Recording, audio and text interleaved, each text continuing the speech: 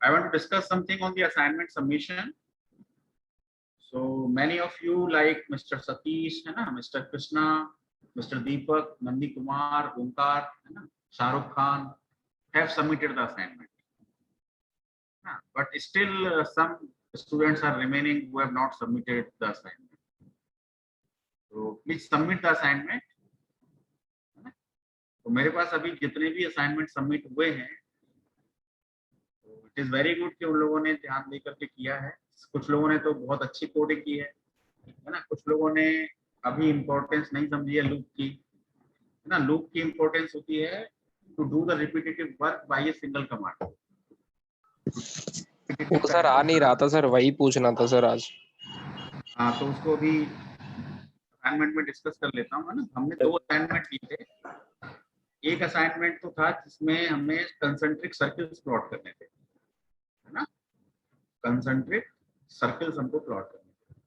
तो concentric circle में क्या था, हमको कुछ इस तरह की फिगर बनानी थी। एक सर्किल, है ना, सबका सेंटर सेम है जबकि रेडियस अलग अलग है। तो इस तरह के हमको सर्किल्स बनाने थे।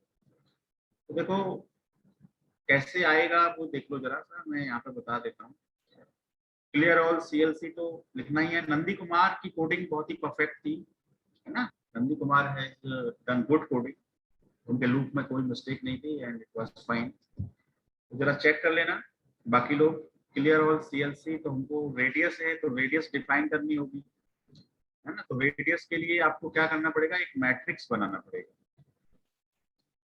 You have to make a matrix for the radius, है ना। सो रेडियस के लिए एक मैट्रिक्स बना दीजिए। जैसे कि आपको रेडियस यदि डिफाइन करनी है तो मान लो पहली रेडियस 1 है, सेकंड रेडियस 3 है, फिर 5 है ना, मान लो फिर 9 है, कुछ भी हो सकती है, लेट 14 है, व्हाटएवर। तो आपने एक मैट्रिक्स बना दिया जिसमें आपने रेडियस डिफाइन कर दी 1 3 5 9 14, ठीक है। तो R1 R2 R3, अब R3 की वैल्यू क्या है आपके लिए, 5 है ना। यदि मैं बोलूँ R3, तो R3 का मतलब third element, first second third, so R3 is 5 and so on. तो आप सबसे पहले रेडियस डिफाइन करिए, है ना। तो ये पहला वाला सर्किल है, इसके लिए हम R1 को कॉल कर लेंगे, फिर R2 कॉल कर लेंगे, फिर R3 कॉल कर लेंगे and so on, R4 and R5। So there will be 5 concentric circles.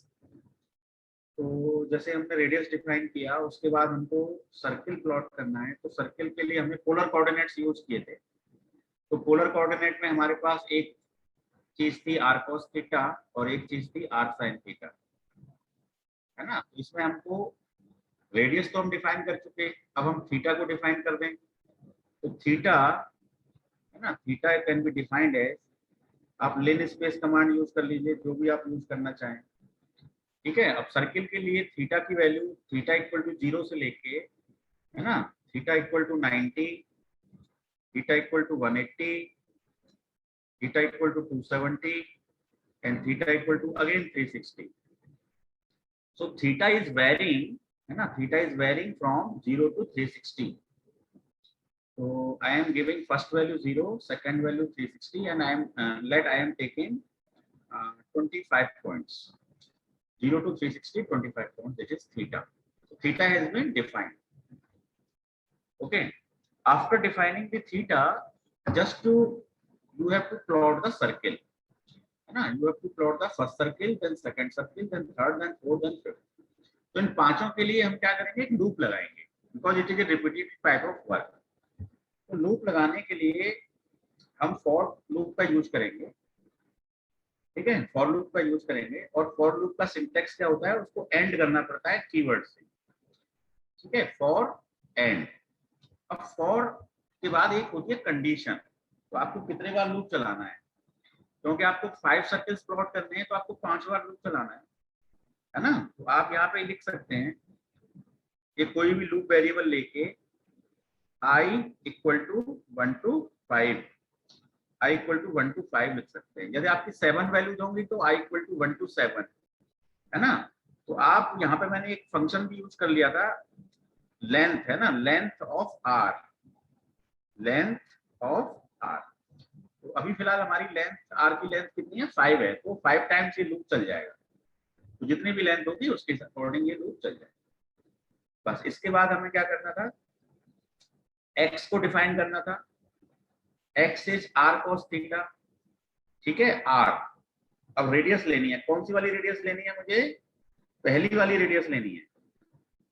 तो ये R1 मुझे चाहिए। अब 1 कहां से मिलेगा, आई की वैल्यू 1 है, तो I will write R bracket I, I will write R bracket I, है ना, R ब्रैकेट I, इसका मतलब है R1।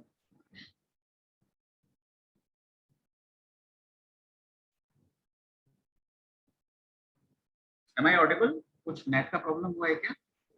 यस सर, वो सर स्क्रीन चली गई सर। स्क्रीन नहीं दिख रही सर। स्क्रीन चली गई है ना, हाँ ये भी नहीं दिख रही है, तो मैं दोबारा से शेयर करता हूँ screen.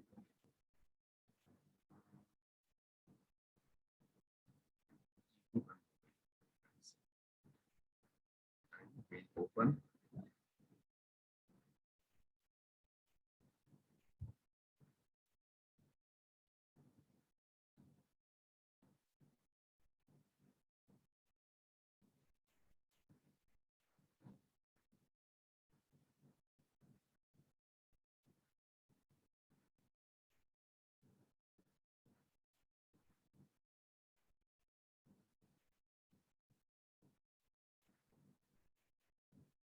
yes, is the PPT visible now?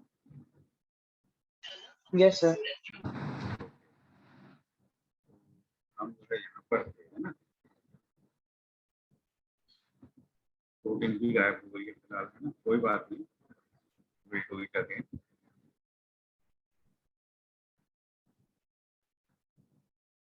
तो मैं जरा सा शॉर्ट कर देता हूँ।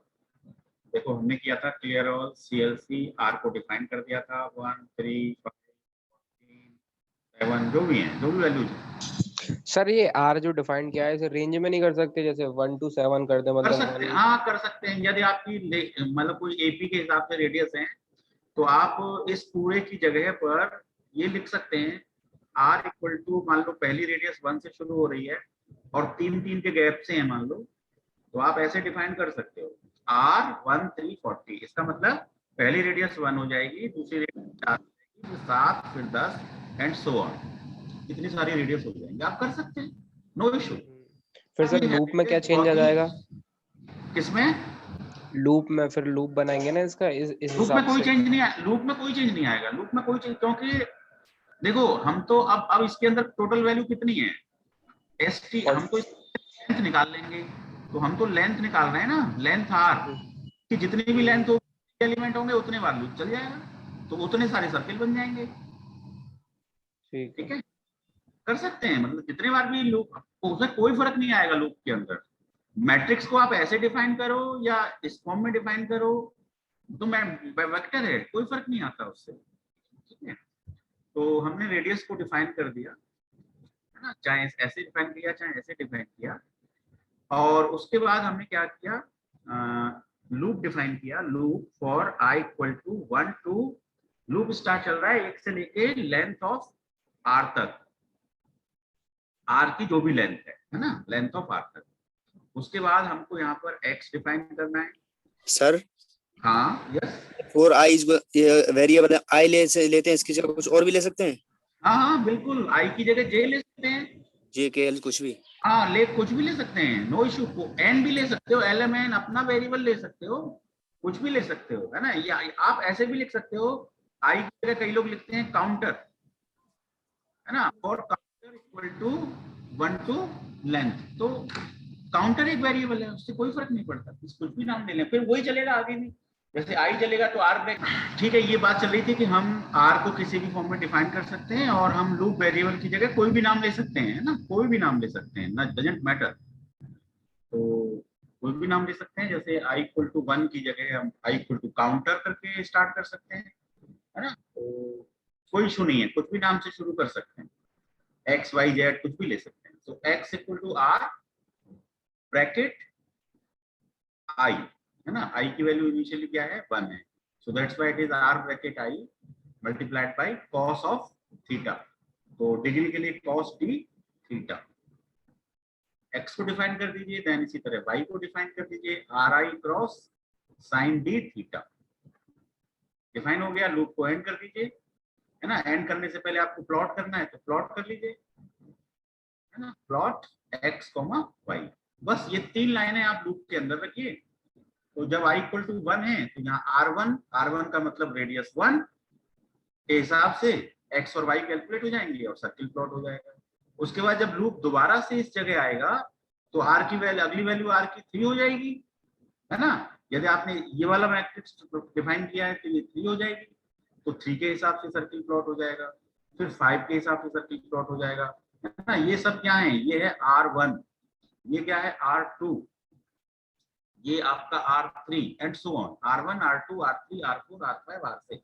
इस तरह सर ये नीचे वाले में भी ये सेम रहेगा क्या? नीचे इसमें भी वाले में R1? भी इस तरह से ही चलेगा। देखो इस नीचे वाले में वैल्यू जाएंगी 1, 4, 7, 10 डॉट डॉट डॉट करके, और लास्ट में 40 के आसपास जो भी वैल्यू आएगी। कितनी आएगी वैल्यू बताओ जरा। सर लास्ट में 40 क्यों? हाँ 40 आ जाएगी, है ना, तो लास्ट की वैल्यू 40। तो ये मैट्रिक्स बन गई। अब जब लूप पहली बार चलेगा तो 1 के लिए चलेगा, फिर अगली बार 4 के लिए चलेगा, फिर 7 के लिए चलेगा, फिर 10 के लिए चलेगा एंड सो ऑन, तो लास्ट में 40 के लिए चलेगा। तो अब ये वैल्यू पहली R1, फिर R2, R3, R4, R5 and so on. तो सेम लूप काम करेगा इसके। सर ये R में जो 1:3:40 लिखा है ना, तो इसमें जो लूप है जो I इज इक्वल्स टू लिखा है, इसमें हम 1:40 लिख दें, लेंथ R ना लिखें? 1:40 लिखते हैं 40, हाँ। हाँ नहीं, तब दिक्कत ये आएगी। देखो इसके अंदर टोटल एलिमेंट कितने हैं, 40 एलिमेंट तो नहीं है इसके अंदर, 1, 3, है ना, 1। अब कम कितने एलिमेंट हैं, 1, 4, 7, 10, 13, 16, 19, 22, उसके बाद आपका 25, 28, तो कितना आएगा? नहीं सर वो ठीक है। अगर सर इसमें हम ये 3 का इंक्रीमेंट ना दे, डायरेक्ट 1:40 लिख दे R में, तो हाँ तब चल जाएगा, तब कोई एरर नहीं आएगी। यदि आप यहाँ पे 1340 ना लिख के आप लिखते हैं 1:40, तब तो इसके अंदर 40 एलिमेंट होंगे, है ना। और इस हिसाब से लिखने पे इसके अंदर एलिमेंट आएंगे 1, 2, 3, 4, 5, 6, 7, 8, 9, 12, 13, 14, केवल 14 एलिमेंट आएंगे इसके अंदर। तो ये लूप 14 बार चलना चाहिए, लेकिन यदि आप इसे 40 बार चलाओगे तो एरर आएगी, क्योंकि उसे 15वां 16वां एलिमेंट मिलेंगे ही नहीं, तो optic will give you the error. लेकिन यदि आप 1 to 40 रखते हैं तो 40 एलिमेंट हैं, 40 बार चल जाएगा, नो प्रॉब्लम। मेरे ख्याल से क्लियर हो गया होगा आपको, है? Yes sir, yes sir. तो ये लूप, ये 3 लाइन इंपॉर्टेंट है। हाँ बोलिए। ये लूप चल नहीं रहा सर, इसमें क्या नहीं आया? सर ये लूप जो है प्लॉट नहीं कर रहा सर्कल। चलो मैं ऑक्टेव खोल लेता हूँ, प्रैक्टिकल एक्सरसाइज कर लेता हूँ, ठीक है। फिलहाल एक्चुअली सर कल मैंने ये सेम ऐसा ही बनाया था, लेकिन मैंने जो x is equals to RI लिखा है ना सर आपने नीचे, RI मल्टीप्लाई cos t, तो I नहीं लिखा था मैंने उस जगह, तो वो सिंगल सर्कल दे रहा था बस। हाँ तो I लिखना जरूरी है, क्योंकि आपको ये बताना है कि कौन सी वाली रेडियस, या R3 वाली या R2 वाली, कौन सी। यदि आप केवल R लिखेंगे तो R में तो बहुत सारी वैल्यूज हैं, तो उसे कौन सी वैल्यू आपको बताना पड़ेगा, है ना। तो मैं ऑक्टेव खोल लेता हूँ जरा सा। सर इसमें एक तरह से इंडेक्सिंग यूज कर रहे हैं। हाँ इंडेक्सिंग यूज कर रहे हैं, बिल्कुल। R1 R2 एलिमेंट इंडेक्सिंग है ना, एलिमेंट इंडेक्सिंग है। तो देखो मैं एडिटर में चला जाता हूँ, वेरिएबल एडिटर। ऑक्टेव विंडो आपको दिख रही है ना? Yes sir, yes sir. हाँ तो मैं वेरिएबल एडिटर में आ गया, ठीक है। वेरिएबल एडिटर में आके, और वेरिएबल एडिटर में नहीं बल्कि एडिटर में आना है हमें, तो एडिटर में आना है ना। यहाँ पे एक नई स्क्रिप्ट ले लेते हैं, तो ये अननेम के नाम से नई स्क्रिप्ट हो गई हमारी। इस नई स्क्रिप्ट में हम कोडिंग कर देते हैं, है ना। सबसे पहले हम R को डिफाइन कर देते हैं, रेडियस को, है ना, या क्लियर ऑल वगैरह लिख लेते हैं, वो तो हमें लिखना ही है ना। क्लियर ऑल लिख दिया, उसके बाद हमने CLC लिख दिया, CLC के बाद हमने रेडियस को डिफाइन कर दिया। तो रेडियस हमने ले ली 1:3:40। मान लीजिए इतने सारे 14 सर्किल प्लॉट हो जाएंगे। कितने सर्किल प्लॉट हो जाएंगे? 14 सर्किल्स। अभी 14 आ रही थी ना वैल्यू, 1, 4, 7, 10 करके, तो ठीक है सर, यस। हाँ 14 सर्किल प्लॉट होने देते हैं, कोई इशू नहीं है। इसके बाद हमने थीटा को डिफाइन कर दिया, theta equal to linspace. पहली वैल्यू थीटा की 0 है, सभी को पता है, लास्ट वैल्यू 360 है और 360 के अंदर हम जनरेट करते हैं 25 पॉइंट्स। सर ये लिन स्पेस जो है बस वो पॉइंट के लिए यूज किया जाता है, लाइन में भी यूज कर सकते हैं सर इसे?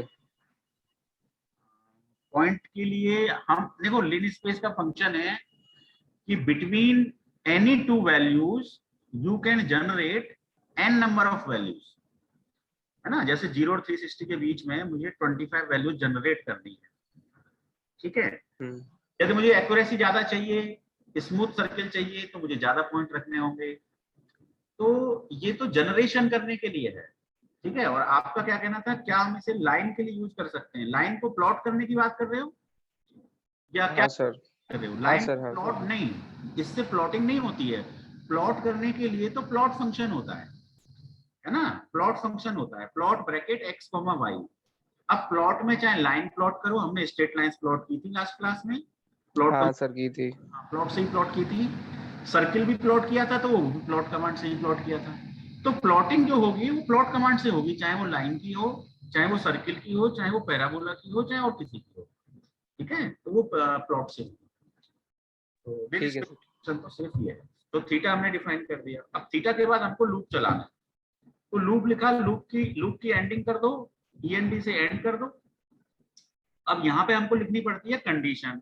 अब कंडीशन में आपको लेना पड़ता है एक लूप वेरिएबल। तो जनरली लोग, जैसे मैंने काउंटर ले लिया, मान लो मेरा काउंट एक वेरिएबल है, सिर्फ काउंट भी ले लेते हैं।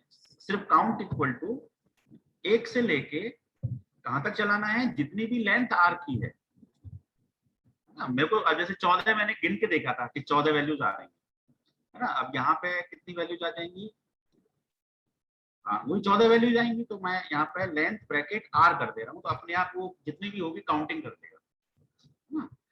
तो ये हो गया लेंथ आर को ब्रैकेट में बंद कर दिया। अब हमने यहाँ पे लिखा x equal to r cos theta. तो अब मुझे लिखना पड़ेगा आर ब्रैकेट, अब मेरे वेरिएबल का नाम क्या है, काउंट। तो मैं लिखूंगा COUNT, आर ब्रैकेट काउंट। पहले मैं जो RI लिख रहा था, मेरा वेरिएबल का नाम आई था, इसलिए मैं आर ब्रैकेट आई लिख रहा था। अब मेरे वेरिएबल का नाम काउंट है, तो मैं आर ब्रैकेट काउंट लिखूंगा स्टार कॉस, है ना, और डिग्री में है इसलिए कॉस डी ब्रैकेट थीटा। ये हमारा एक्स। इसको कॉपी कर लेते हैं, कॉपी करके इसको y के लिए चेंज कर देंगे वैल्यूज। ये हमारा हो जाएगा x की जगह हम कर देंगे y, है ना। आर काउंट की जगह आर काउंट ही रहेगा, यहाँ कॉस की जगह हो जाएगा sign,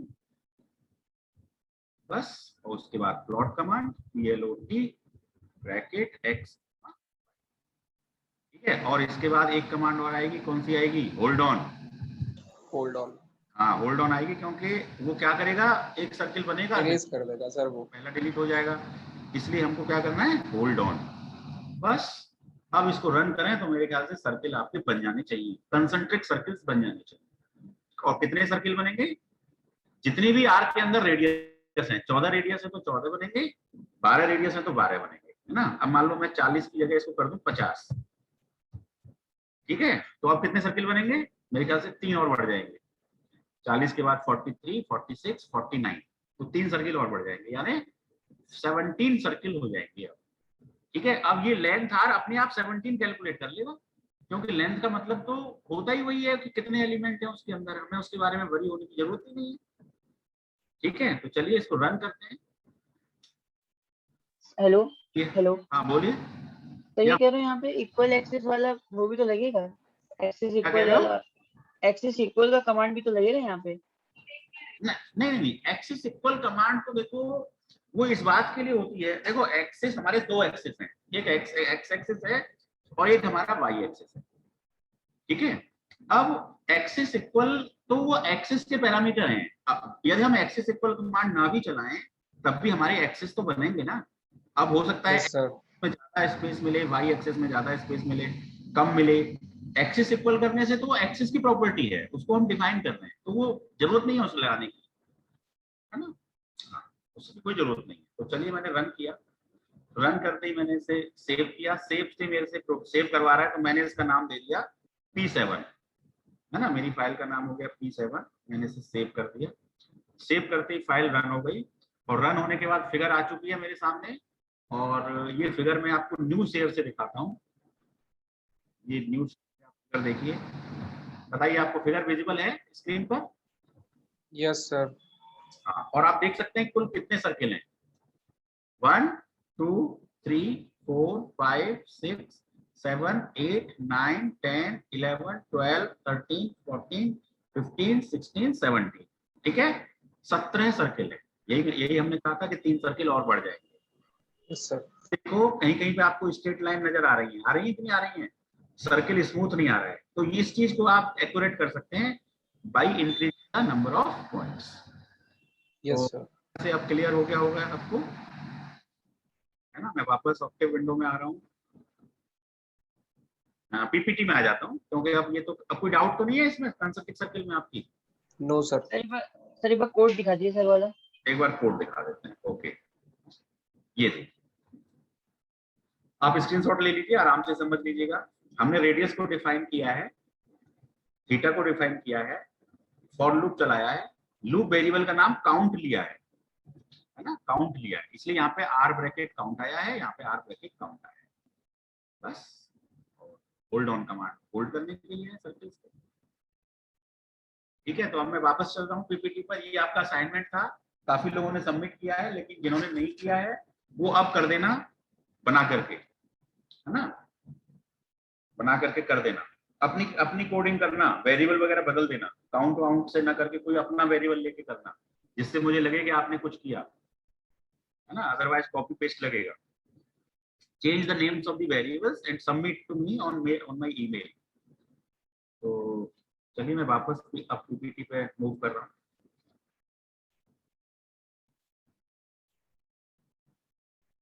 yes, PPT is visible now? Yes sir. तो देखिए हमारी असाइनमेंट सबमिशन पे बात हो गई। असाइनमेंट हमने 2 दिए थे, एक तो हमने दिया था ये कंसेंट्रिक सर्किल वाला, और एक असाइनमेंट हमने और दिया था जिसमें हमको क्या करना था, अलजेब्रिक इक्वेशंस की सॉल्यूशंस करनी थी हैविंग 4 अननोन्स, है ना, अलजेब्रिक इक्वेशंस की सॉल्यूशन करनी थी हैविंग 4 अननोन्स। तो वो असाइनमेंट भी मेरे पास कुछ लोगों का आ गया है, नंदी कुमार के मेरे पास दोनों असाइनमेंट आ चुके हैं, है ना। Nandi Kumar has done good work. He has submitted both the assignments accurately. तो algebraic equation में जिसमें हमारे 4 अननोन थे, x1, x2, x3, x4, और इनके आंसर्स आपके 1 2 3 4 आने चाहिए। नंदी कुमार का मैंने चेक किया है, यही आंसर उनके आ रहे हैं, है ना, इट इज ओके। तो दोनों असाइनमेंट्स कंप्लीट कर लीजिएगा सभी लोग, ठीक है। इसके बाद हम इन कमांड्स पे काम करेंगे। आज जो है fprintf पे काम करेंगे, है ना। fprintf का अभी मैं ऑक्टेव विंडो में जाके ही प्रैक्टिकल सेशन दूंगा, है ना। fprintf पे काम करेंगे, नेक्स्ट लाइन कैसे मूव करते हैं आउटपुट में, उस पर काम करेंगे। 2 वर्ड्स के बीच में स्पेस कैसे देना है, उसके लिए क्या कमांड होती है। और इसके बाद हम डिफरेंशिएशन पे काम करेंगे। डिफरेंशिएशन, है ना, जैसे कोई फंक्शन है, मान लीजिए x³ + 3x² + 9, और यदि मुझे इसका डिफरेंशिएशन करना है with respect to x, then it is 3x² + 6x + 0, यानी कि यही इसका डिफरेंशिएशन होगा। So this is known as first derivative, और इसका रीडिफरेंशिएशन कर दें, then this will be 6x + 6, so this is the second derivative, and only 6 it is the third derivative। तो हम फर्स्ट डेरिवेटिव भी करेंगे, सेकंड भी करेंगे, थर्ड भी करेंगे, और ऑक्टेव में कैसे करते हैं इस चीज को समझेंगे, ठीक है। तो differentiation through Octave window, then integration, Octave के द्वारा इंटीग्रेशन कैसे करना है। जैसे यदि इस फंक्शन का मुझे इंटीग्रेशन करना है, then the answer will be x4/4 x³ 3 cancel out and it is 9x, है ना, प्लस एक कांस्टेंट, ऐसे कुछ आ जाएगा आंसर। तो ये भी हम समझने वाले हैं। इसके बाद सिंबॉलिक टूल बॉक्स पर बातचीत होगी हमारी।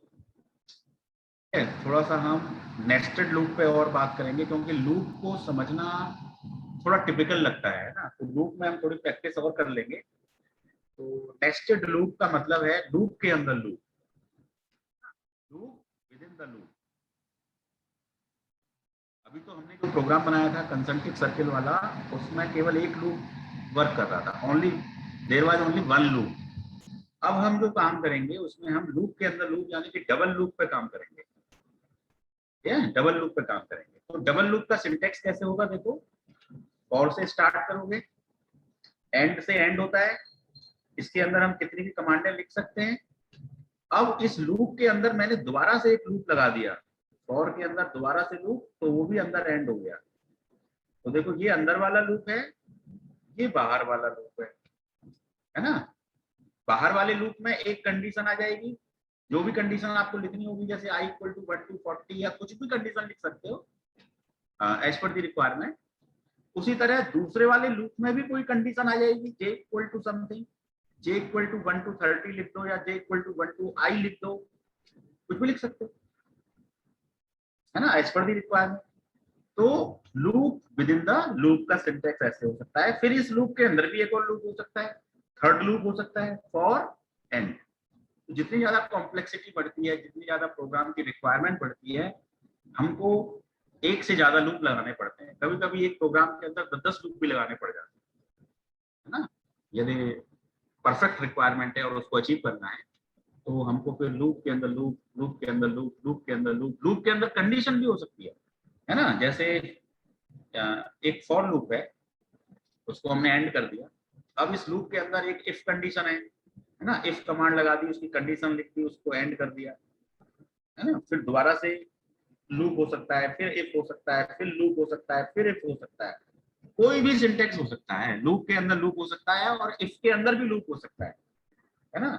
ऐसा भी हो सकता है कि फॉर एंड, इसके अंदर एक इफ कंडीशन है, वो इफ कंडीशन यहाँ एंड हो गई, अब इस इफ के अंदर भी लूप हो सकता है। तो एवरीथिंग इज पॉसिबल। फॉर के अंदर इफ के अंदर लूप, लूप के अंदर इफ के अंदर लूप, एनीथिंग इज पॉसिबल। ठीक है, तो अभी हम डबल लूप पे एक प्रोग्राम बना के आपको दिखा देंगे। तो उसमें हम किस किस तरह के आउटपुट लेंगे, वो थोड़ा सा मैं हिंट कर देता हूँ कि मुझे किस तरह के आउटपुट्स लेने हैं, है ना। मुझे एक तो प्रोग्राम ऐसा बनाना है, ये आउटपुट ऐसा आना चाहिए, 1 1 2 1 2 3 1 2 3 4 1 2 3 4 5 ना। एक तो इस तरह का आउटपुट चाहिए मुझे, है ना। एक मुझे इस तरह का आउटपुट चाहिए, 1 2 2 3 3 3 4 4 4 4 5 5 5 5 5 एंड सो। और ये कितने भी वैल्यू तक हो सकता है ना, 11 नंबर तक भी हो सकता है, जहां तक भी मतलब 11 लाइंस हो सकती हैं, है ना। जैसे अभी इसमें 5 लाइन है, 1 2 3 4 5 तो ये 6 7 8 9 10 11 लाइंस तक इसको कंटिन्यू करेंगे, है ना। 11 लाइंस तक इसको भी कंटिन्यू करेंगे, इसको भी कंटिन्यू करेंगे। ठीक है, तो दो ये हो गए। अब इसमें से एक या दो मैं बता दूंगा, बाकी आपको एज ए प्रैक्टिस खुद करने होंगे। तो जैसे एक ये आउटपुट हो गया, एक आउटपुट ये भी हो सकता है, 1 1 1 1 1 1 1 1 1 1 1 1 1 1 1 एंड सो ऑन। इसमें भी 11 लाइंस हो, 20 लाइंस हो, 25 लाइंस हो, व्हाटएवर। ठीक है, तो ये जो प्रोग्राम है ये एक सिंगल लूप से न करके हम इनको दो लूपों से करने की कोशिश करेंगे, लूप के अंदर लूप डाल की कोशिश करेंगे, है ना। जब दो लूप होंगे तो दो काउंटर वेरिएबल होंगे। तो पहला काउंटर वेरिएबल हम जो चलाएंगे वो लाइन के लिए चलाएंगे, है ना, लाइन नंबर 1 के लिए। तो ये हो गया i इक्वल टू 1 मतलब लाइन नंबर 1, i इक्वल टू 2 मीन्स लाइन नंबर 2, है ना, और i इक्वल टू 11 का मतलब हो गया लाइन नंबर 11। ठीक है, तो एक काउंटर वेरिएबल तो ये काउंट करेगा कि कितनी लाइंस में प्रोग्राम का आउटपुट चाहिए, और दूसरा काउंटर वेरिएबल ये काउंट करेगा कि प्रिंटिंग को कहां तक ले जाना है, 5 पॉइंट तक ले जाना है, फिर अगली बार 6 पॉइंट तक ले जाना है, फिर 7 पॉइंट तक ले जाना है, और लास्ट में 11 पॉइंट तक ले जाना है। तो दो लूपों से काम चलेगा, एक लूप लाइंस को काउंट करेगा और एक लूप हॉरिजॉन्टल में कितनी बार प्रिंट करना है उसको काउंट करेगा। ठीक है, तो ये हम ऑक्टेव विंडो में आपको करके दिखाएंगे। ये मैंने आपको हल्का सा आइडिया दे दिया है कि नेक्स्ट हम क्या करने वाले हैं। उसके बाद हम मैथमेटिकल मॉडलिंग करेंगे, है ना। तो मास की मॉडलिंग करेंगे हम, mathematical modelling of the mass. ठीक है, उसके बाद हम इलास्टिक एलिमेंट स्प्रिंग की मैथमेटिकल मॉडलिंग करेंगे। देन डैम्पर की मैथमेटिकल मॉडल करेंगे, फिर हम टोटल सिस्टम की मॉडलिंग करेंगे। This is the modelling part, this is very important part, modelling. तो ये हमारी आज की स्कीम है। अब थोड़ा सा हम पुराने वाले लेक्चर को हल्का सा रिवाइज कर देते हैं। पुराने लेक्चर में हमने क्या किया था, plotting of many straight lines, है ना, कई सारी स्ट्रेट लाइन प्लॉट की थी। उन स्ट्रेट लाइंस में हमने लीजेंड बना के देखा था, है ना, line 1, line 2, line 3 and so on. फिर हमने सर्किल की प्लॉटिंग करी थी विद द पोलर कोऑर्डिनेट्स, ठीक है। फिर एक असाइनमेंट आपको दे दिया था कंसेंट्रिक सर्किल वाला, वो हमने आज भी डिस्कस किया है। सप्रेस ऑपरेटर हमने डिस्कस किया था, सेमीकोलन, तो ये प्रोग्राम की स्पीड को फास्ट करने के लिए होता है और स्क्रीन पे आउटपुट नहीं दिखाई देता है, मेमोरी में आउटपुट कैलकुलेट हो जाता है, ठीक है। क्लोज फिगर कमांड किसी पुराने फिगर को क्लोज करने के लिए है। टर्मिनेशन कमांड किसी प्रोग्राम को बीच में रोकना है तो Ctrl+C ये कमांड हमने आपको बताई थी टर्मिनेशन करने के लिए। Inverse of the matrix INV, है ना, मान लो मैट्रिक्स का नाम A है तो INV A से A मैट्रिक्स का इनवर्स निकल जाता है ना, और A into A इनवर्स करने से हमको आइडेंटिटी मैट्रिक्स बनता है, तो ये भी हमने चेक किया था मल्टीप्लाई करके। आइगन वैल्यूज, आइगन वेक्टर्स, इनके लिए कमांड है EIG, तो ये मैंने आपको प्रैक्टिस करने के लिए दे दिया था कि आप स्वयं कर लेना, तो आप चेक कर लेना, यदि आपको आपने की हो तो अच्छा है, नहीं किया हो तो then we can do it.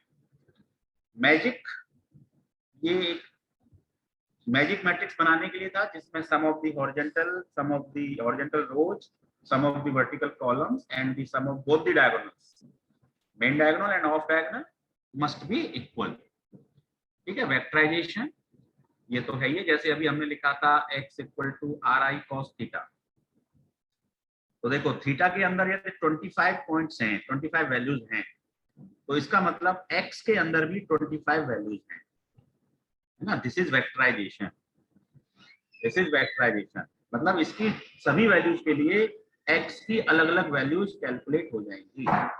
Theta के लिए जो 25 वैल्यू हैं तो इसके लिए भी 25 वैल्यू कैलकुलेट हो जाएंगी। So this is vectorization. Then we have moved towards the editor programming, है ना। एडिटर प्रोग्रामिंग में हमने प्रोग्राम बनाए थे, फाइल को सेव किया था, रन किया था, है ना। अभी हमने कंसेंट्रिक सर्किल भी एडिटर के अंदर ही बनाया है। उसके बाद हमने लूप पे काम किया था, तो लूप हमने फॉर लूप, व्हाइल लूप, कई तरह के लूप्स होते हैं, रिपीटेटिव टाइप ऑफ वर्क के लिए होते हैं। Solution of the algebraic equation having 4 unknowns, ये हमने किया था, x1 x2 x3 x4 वाला। तो ये थोड़ा सा रिव्यू हो गया लेक्चर 3 का, और अब हम सीधे ऑक्टेव विंडो में प्रैक्टिकल सेशन करने के लिए, ठीक है। तो now I am sharing the Octave window, yes. चलिए कमांड विंडो पे आ जाते हैं, CLC कमांड लगा देते हैं, ठीक है, CLD कमांड लगा देते हैं, क्लियर कमांड भी लगा देते हैं, everything will be clear from the memory, है ना। Workspace is now clear, command window is also, there is no variable in the memory. तो सबसे पहले समझ लेते हैं डिफरेंशिएशन और इंटीग्रेशन, है ना। डिफरेंशिएशन और इंटीग्रेशन को समझ लेते हैं पहले। तो डिफरेंशिएशन करने के लिए और इंटीग्रेशन करने के लिए क्या होगा देखते हैं, है ना। Let me check. तो आप लोग जरा सा चला के देखिएगा, जैसे कि मान लो एक मैं फंक्शन बनाता हूं, है ना। मान लो मुझे बनाना है फंक्शन 3x² + 7x + 8, मान लो मुझे ये फंक्शन बनाना है 3x² + 7x + 8, है ना। तो फंक्शन का नाम मैंने दे दिया सपोज f1, क्या नाम दे दिया मैंने, f1 = ठीक है। फिर मैंने दे दिया 3 × x, है ना, 3 × x पावर 2 प्लस। सर ये इसमें ये इंटू लगाना जरूरी है, ये मतलब इसका मतलब ये नहीं है 3x लिखेंगे तो उसका मतलब ये इंटू, नहीं, then it will be a syntax error, है ना। यदि आपको 3x लिखना है इसका मतलब 3 और x का मल्टीप्लिकेशन है, देन इट इज 3*x, है ना। ठीक ठीक। चाहे मैटलैब हो, कोई भी दो चीजें हैं स्केलर और वेक्टर, यदि उनके बीच में कोई ऑपरेशन है then you have to put कोई सिंबल तो जरूर लगाना है, अदरवाइज ये सिंटेक्स से रहता है ना।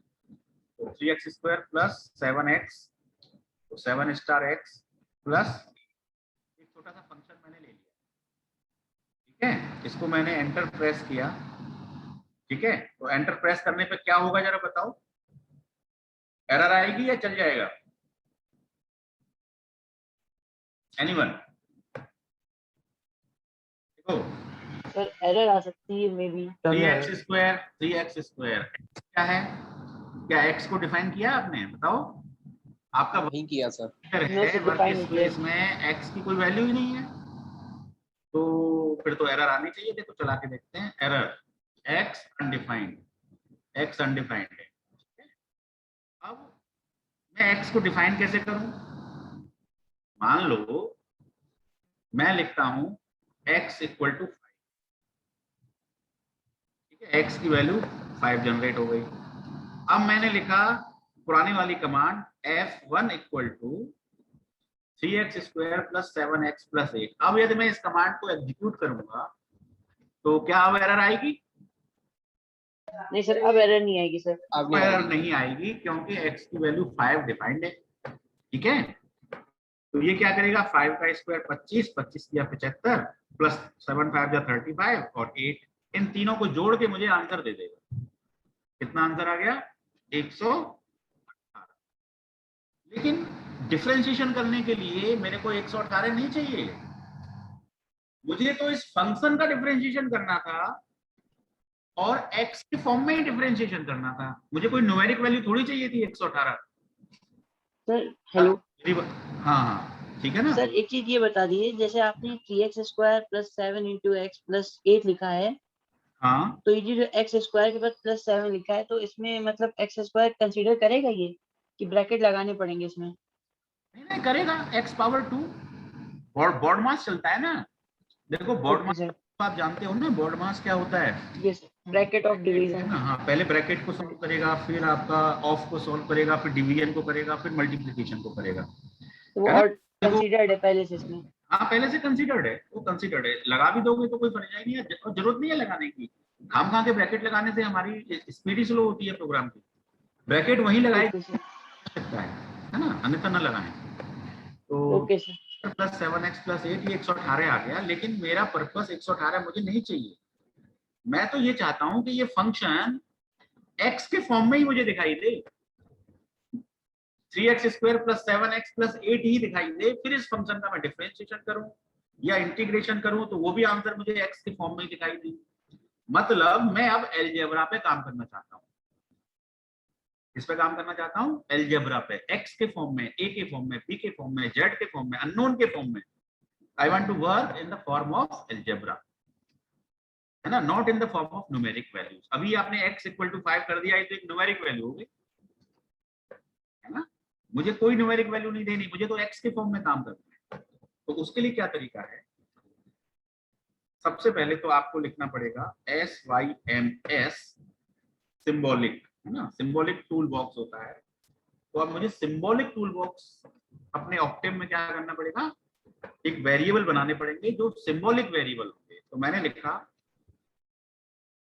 सिम्स और वेरिएबल का नाम मैंने दे दिया x, सिम्स, है ना, या मैं दे दिया सिम्स y या सिम्स z, जो भी बनाना है मुझे। तो मैंने फिलहाल बना दिया सिम्स x, और एक साथ कई सारे भी बना सकता हूँ, x space y space z। इसका मतलब है x, y और z तीनों के तीनों सिंबॉलिक वेरिएबल हैं, अननोन क्वांटिटीज हैं, ठीक है। तो जैसे ही देखो अब इस कमांड को मैं एंटर प्रेस करूंगा तो आप वर्क स्पेस में देखना क्या चेंजेस आते हैं, ध्यान से देखना है। एंटर प्रेस करता हूं, तो मैंने एंटर प्रेस किया, क्या कह रहा है, सिंबॉलिक पैकेज v2.9। ये देखो सिंबॉलिक टूल बॉक्स इसने डाउनलोड करना शुरू कर दिया, सिंबॉलिक टूल बॉक्स डाउनलोड करना शुरू कर दिया। और देखो 3 वेरिएबल बन गए, x, y, z, और x के सामने क्या लिखा रहा है, SYM, मतलब सिंबॉलिक, y के सामने सिंबॉलिक, z के सामने सिंबॉलिक। तो अब x, y, z आपके नॉर्मल वेरिएबल नहीं है, वो symbolic variable x, y, z के फॉर्म में, ठीक है। अब देखो मैं उसी फंक्शन को फिर से कॉल करता हूँ, मैं CLC कमांड ले लेता हूँ पहले। अब मैं उसी फंक्शन को कॉल कर रहा हूँ जो मैंने बनाया था, f1 equal to 3x square plus 7x plus 8 बनाया था, ठीक है। अब मैं यदि इसको एंटर प्रेस करता हूं, देखिए क्या हो रहा है, f1 equal to symbolic 3x square plus 7x plus 8, यानी कि अब मेरी वर्किंग x के फॉर्म में चल सकती है, because now x is symbolic. मेरे ख्याल से सिंबॉलिक का पर्पस समझ में आ गया होगा आपको। यस। अब हम करते हैं इस फंक्शन का डिफरेंशिएशन। तो f1 हमारा एक वेरिएबल है, मतलब एक फंक्शन है, और इस फंक्शन का हम करना चाहते हैं डिफरेंशिएशन। तो डिफरेंशिएशन करने के लिए कमांड होती है DIFF। अब आपको किसका डिफरेंशिएशन करना है, f1 का करना है ना, किसका डिफरेंशिएशन करना है, f1 का करना है। तो आपने लिखा ब्रैकेट f1, तो डिफरेंशिएशन ऑफ ब्रैकेट f1, जैसे ही आप एंटर प्रेस करोगे, आप आंसर चेक करिए, क्या आंसर आ रहा है आपका, 6x प्लस 7, और चेक कर लीजिए इसका डिफरेंशिएशन 6x प्लस 7 ही होगा ना, यस और नो? Yes sir. गुड। तो ये डिफरेंशिएशन ऑफ f1 हो गया। अब ये डिफरेंशिएशन कौन से वेरिएबल में है, बताओ, वेरिएबल का नाम क्या है, आंसर। जो आंसर। अब ये आंसर का भी दोबारा डिफरेंशिएशन कर रहे हैं हम, डिफरेंशिएशन ऑफ आंसर। इस आंसर का भी हमने क्या कर दिया, दोबारा से डिफरेंशिएशन कर दिया, डबल डेरिवेटिव हो गया एक तरह से, सेकंड डेरिवेटिव। तो इसको हमने एंटर कर दिया, तो क्या आंसर आना चाहिए, सर डिजिट में आना चाहिए कुछ, only 6, the answer is only 6, है ना। 7 का 0 हो गया, 6x का 7 का 0 हो जाएगा। Yes sir. बिल्कुल। अब बताओ आंसर के अंदर क्या वैल्यू है, ओनली 6। अब यदि इसको दोबारा से डिफरेंशिएशन कर दें, डिफरेंशिएशन ऑफ आंसर अगेन। अब ये आंसर मतलब करंट आंसर, पुराना आंसर तो चला गया, अब जो नया आंसर है उसकी जो वैल्यू है 6 का डिफरेंशिएशन कितना आंसर आना है, ये 0। Your answer is 0। तो हमने क्या किया, 3 बार डिफरेंशिएशन कर लिया, ठीक है।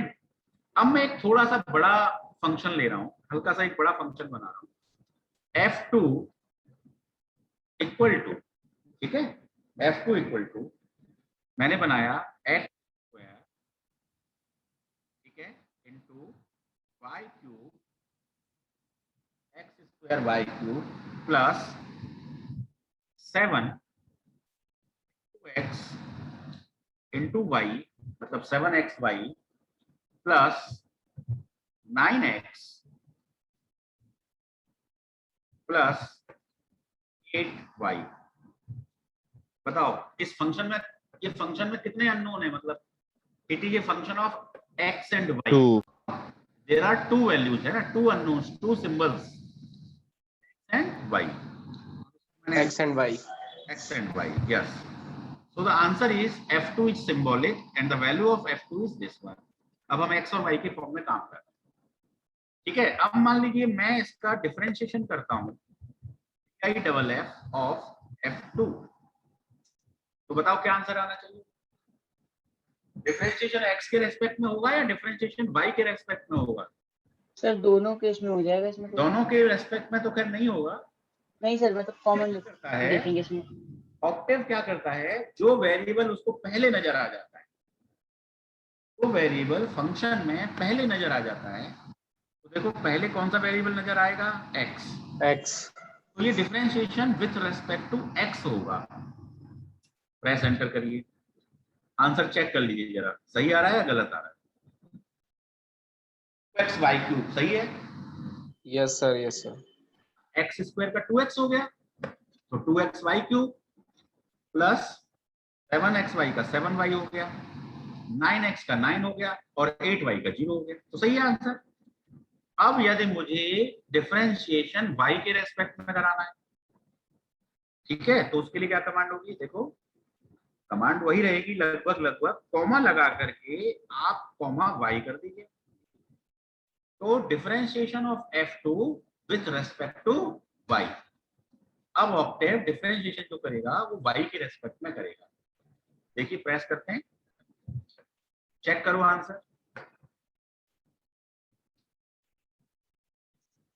तो वाई क्यूब का 3y² हो गया, तो 3x 3 आगे ले लिया, बिल्कुल सही है, ठीक है। सही है। और यहाँ हो गया 7y, इसका y के रेस्पेक्ट में क्या होगा बताओ, 7x, तो ये 7x आ गया, 9x का 0 हो गया और 8y का 8 आ गया, बिल्कुल सही है। तो बताइए y के रेस्पेक्ट में भी हमने डिफरेंशिएशन कर लिया। अब मान लो मैं इसको ऐसे लिख देता y की जगह x,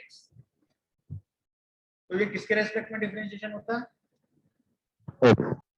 x के रेस्पेक्ट। x के, हाँ, तो x को लिखो मत लिखो, क्योंकि x पहला वेरिएबल है, तो उसको लिखें या ना लिखें, ऑक्टेव बाय डिफॉल्ट अपने आप मानता है।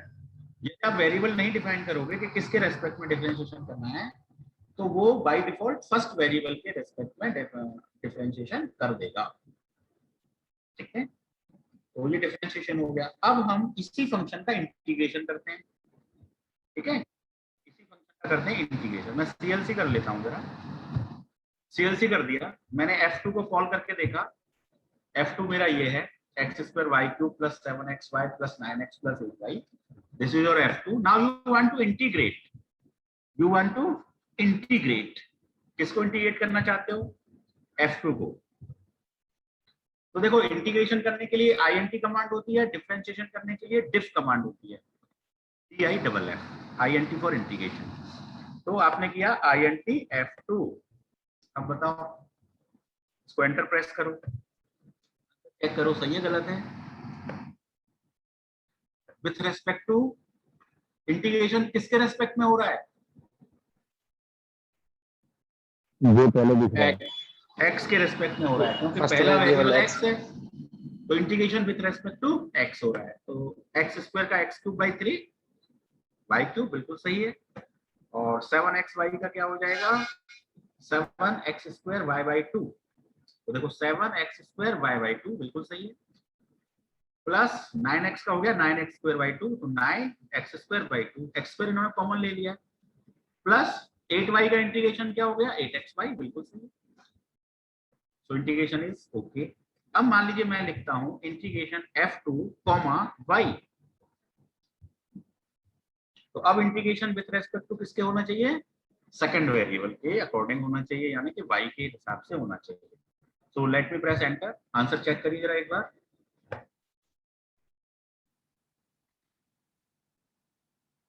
ओंकार निगम बताएं क्या आंसर सही है, क्या कह रहे हैं सर, हेलो, आंसर ठीक है, f2 का integration with respect to y। Yes sir, देखो y³ का y4 होता है, यस सर, तो सही आ रहा है, ऑर्डर वे में पूरा बिल्कुल सही है। आपका सही कंप्लीट सही है। तो हमने ये इंटीग्रेशन भी कर लिया, ठीक है, और जिस वेरिएबल के रेस्पेक्ट में करना है वो भी आपने कर लिया। अब मान लीजिए मैं सीएलसी कर देता हूं, मैं आपको f2 बताता हूं कि ये मेरा f2 है, ये मेरा f2 है, और f1 भी बता देता हूं आपको, ये मेरा f1 है। दो फंक्शन है मेरे पास, एक f1 और एक f2। अब मान लो f1 को मैं लिखता हूं DIFF f1 क्लोज, बताओ क्या आंसर आएगा, डिफरेंशिएशन हो जाएगा सर, मिलेगा, फर्स्ट डेरिवेटिव मिलेगा या सेकंड डेरिवेटिव मिलेगा, डिफरेंशिएशन होगा तो फर्स्ट डेरिवेटिव मिलेगा। फर्स्ट डेरिवेटिव का मतलब हुआ 3 दूनी 6x + 7 मिलेगा, है ना, 6x + 7 मिलेगा, मिला था, अभी हमने करके भी देखा था, ये देखो 6x + 7, फिर हमने दोबारा से इसको जब डिफरेंशिएट किया था तो 6 आंसर आया था, फिर थर्ड टाइम किया था तो 0 आंसर आया था ना।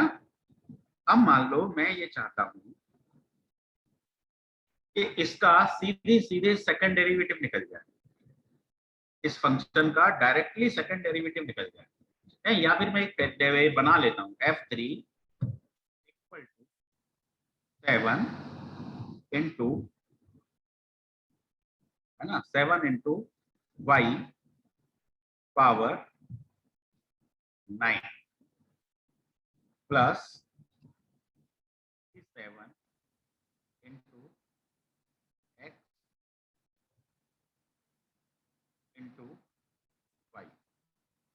मान लो एक फंक्शन है 7y की पावर 9 प्लस 67xy, ये आंसर आ गया। अभी बताओ कि इसका पांचवा डेरिवेटिव क्या होगा? एनीवन, इसका पांचवा डेरिवेटिव क्या होगा? तो देखो मैं एक कमांड से एक्सक्यूट करके देखता हूं, डिफरेंशिएशन ऑफ f3 कॉमा, बताओ क्या आंसर आ रहा है? Yes, what is the answer? 0 ही आएगा। 0 आंसर। आप बताओ ये सही है कि गलत है? सही है सर। सही है सर। सही है या गलत है? मतलब 0 आंसर। 0 सही है सर। डिफरेंशिएशन जो है x के रिस्पेक्ट में हुआ होगा। देखो 67xy का डिफरेंशिएशन क्या हुआ? 67y, और 7 डिफरेंशिएशन क्या हुआ? 0, क्योंकि आप तो विथ रिस्पेक्ट टू x कर रहे हो ना, विथ रिस्पेक्ट टू x काम कर रहे हो, तो 0 हो गया। फिर जब 67 हो y हो गया, फिर उसका सेकंड डेरिवेटिव 0 हो गया, फिर थर्ड भी 0 हो गया, फोर्थ भी 0 हो गया, तो फिफ्थ भी 0 हो गया, है ना।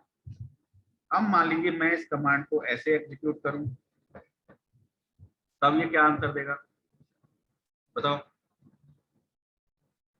f3 का differentiation with respect to y, और कौन सा डेरिवेटिव चाहिए? फिफ्थ डेरिवेटिव, यानी 5 बार डिफरेंशिएशन होके जो आंसर मिले, that will be the answer. तो अभी देखो कितना आया, 1,05,840 y की पावर 4। जरा चेक कर लीजिए इसको, 9 7 जा 63 y 8, 9 फैक्टोरियल, इसका तो 0 ही हो जाना है 5 बार करके, इसी से देख लो। तो 9 into 7, फिर 7 into 6, फिर into 5, फिर into 4, ऐसे करके देखो y की पावर 4 आ गई। 9 से 8, 8 से 7, 7 से 6, 6 से 5, 5 से 4। It is okay, it is correct. Nandi Kumar बताएं क्या ये सही है? Yes sir.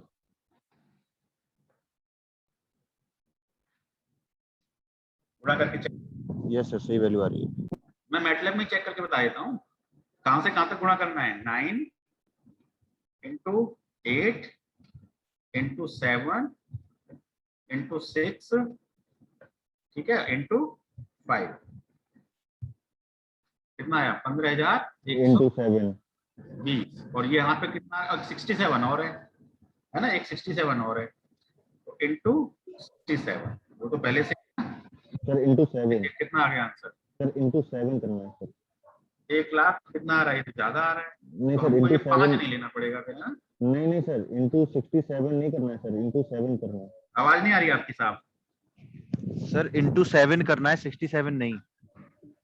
हाँ, इंटू 7 करना है, क्योंकि 67 तो इसका कोफैक्टर है, इसका कोफैक्टर तो 7 है। Very good. तो इंटू 7 किया, so answer is 1,05,840। It is correct, है ना। तो हम डायरेक्टली फिफ्थ डेरिवेटिव निकाल सकते हैं, बस हमको डिफाइन करना है function f3 with respect to y the fifth derivative.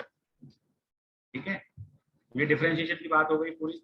अब मैं इंटीग्रेशन में थोड़ा सा बात करूंगा डेफिनेट इंटीग्रल।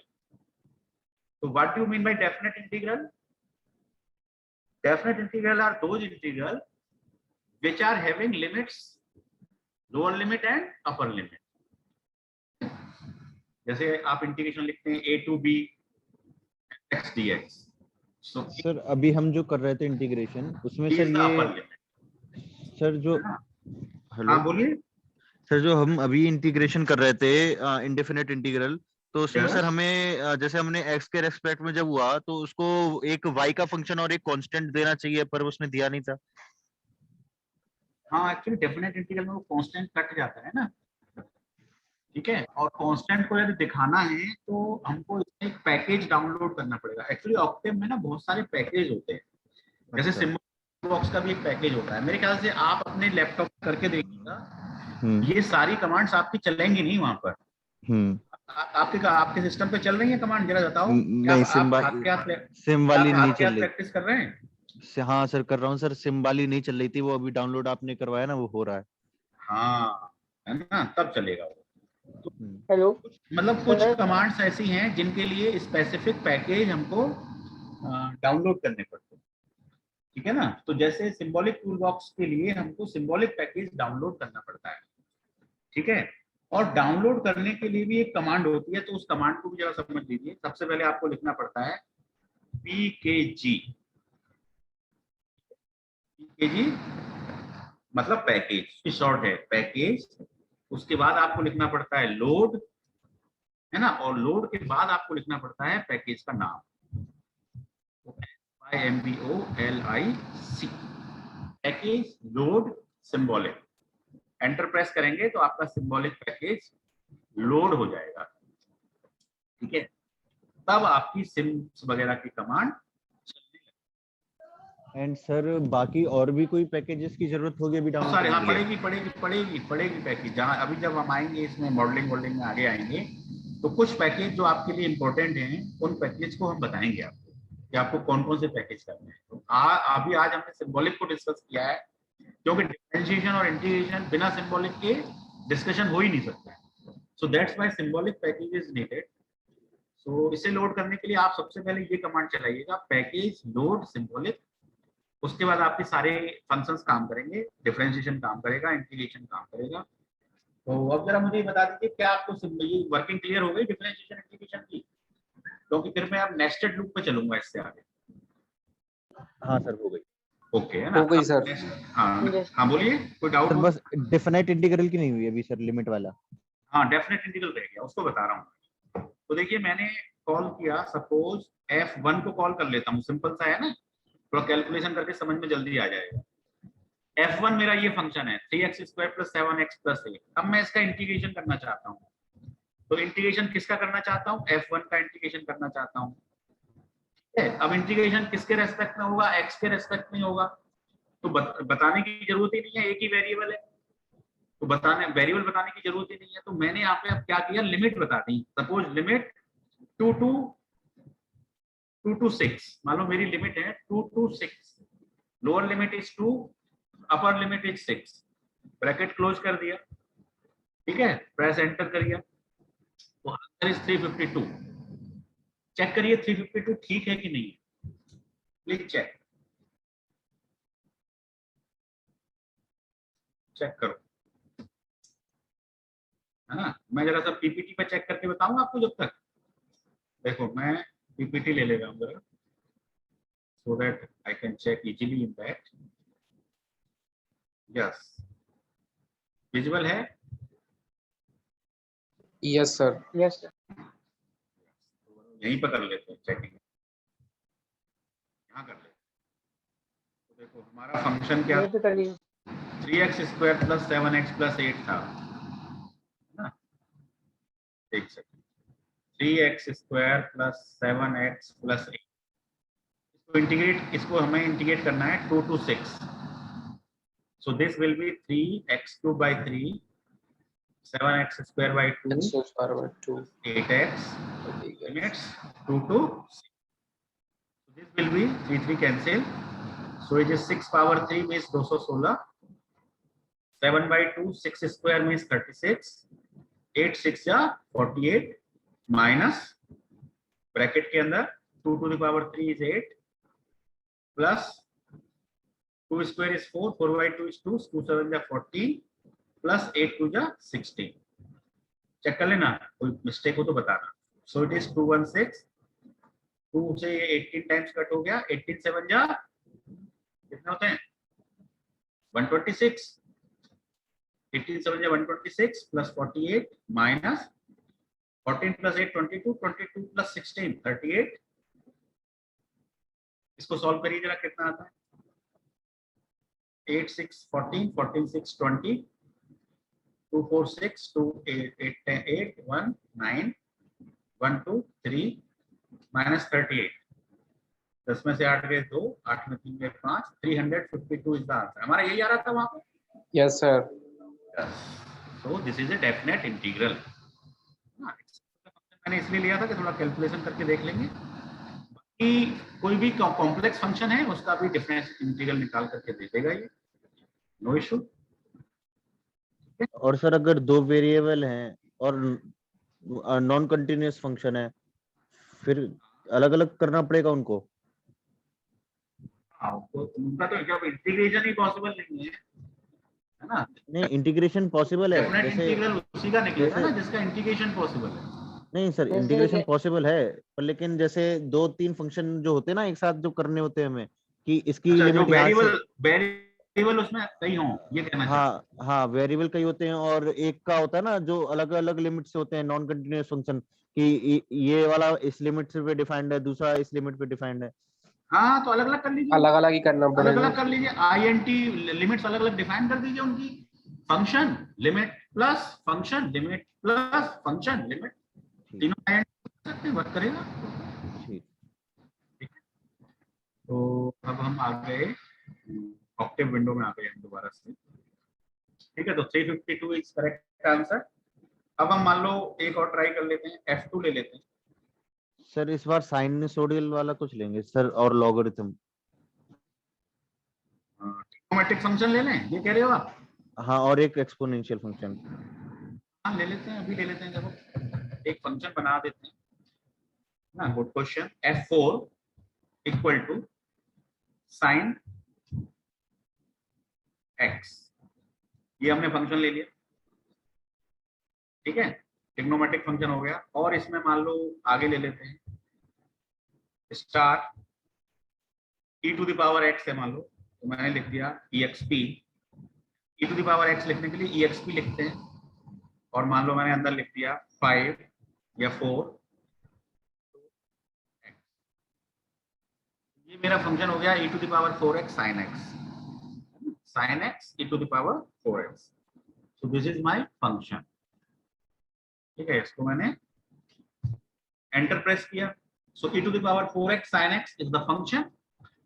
और now if you want to differentiate it, so di double f of f4, f4 is the name of the function, so the answer is this one, है ना, ये आंसर है, कोई दिक्कत ही नहीं है।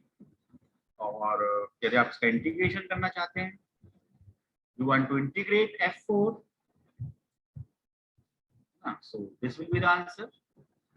और आप यदि इसे डेफिनेट बनाना चाहते हैं, comma let the limits are 1 to, है ना, 1 to pi दे दो, मान लो let limits are 1 to pi, so your answer is, sir 1 के बाद पाई लगा, 1 के बाद कॉमा लगा दीजिए। हाँ कॉमा लग जाएगा, इसलिए एरर आई है ना, तो यहाँ पे कॉमा लग जाएगा, answer this is the answer. ठीक है, तो मेरे ख्याल से हम किसी भी फंक्शन पे काम कर सकते हैं। सर एक फंक्शन और बस। हाँ बोलो बोलो। x² y, दो के फॉर्म में लेना चाहते हैं, मतलब जिसमें x दोनों हो। हाँ दो तो फॉर्म में हमारा लेकर एक बना हुआ है ना हमारा f, एक बना, F2 को ले लेते हैं, F2 ले लेते हैं। ये देखो ये दोनों है ना, ये x में भी है y में, या सपोज इसको हम इंटीग्रेट करना है लिमिट कर सकते हैं। देखो INT, you want to integrate किस फंक्शन को करना है, F2 को करना है। ठीक है, इसके रेस्पेक्ट में करना है, सपोज y के रेस्पेक्ट में करना है, डाल दिया। अब इसकी लिमिट बतानी है, let the limit are 2 to 7, तो आपकी लिमिट हो गई 2 to 7, ब्रैकेट क्लोज कर दीजिए। तो अब इसमें आपने 4 आर्गुमेंट दिए हैं। पहला आर्गुमेंट फंक्शन है, दूसरा आर्गुमेंट विथ रिस्पेक्ट टू कौन सा वेरिएबल है, तीसरा आर्गुमेंट लोअर लिमिट है, चौथा आर्गुमेंट अपर लिमिट है। Press enter, this is your answer. बिल्कुल सही आ रहा है, देखो, क्योंकि x की तो कोई लिमिट है नहीं, तो x के फॉर्म में आंसर आएगी, यही आंसर है 100%। तो I think it is clear. Yes sir, है ना। अब देखो हमने सारे परम्यूटेशन कॉम्बिनेशन करके देख लिए हैं, एक वेरिएबल, दो variable, lower limit, upper limit, है ना, third derivative, fifth derivative, everything we have done. बाकी अब आप इसमें प्रैक्टिस करिएगा। तो मैं अब ये चैप्टर फिलहाल क्लोज कर रहा हूँ डिफरेंशिएशन इंटीग्रेशन का, और मैं अब आ रहा हूँ नेस्टेड लूप पे। ठीक है सर। हाँ बोलिए, कुछ कहना चाह रहे हैं तो बताइए। नहीं सर, ठीक है सर, नेक्स्ट स्टेप पे। तो अब मैं वेरिएबल भी क्लियर कर देता हूँ, तो my work space is also clear, है ना। अब F1 F2 F3 कुछ नहीं है, देखो F1 कॉल करूंगा कुछ नहीं मिलने वाला है, error, because I have cleared all the variables, है ना। There is now no F1 F2 F3, कुछ नहीं।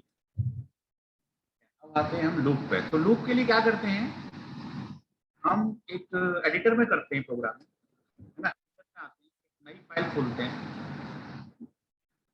ठीक है, एक नई फाइल खोलते हैं,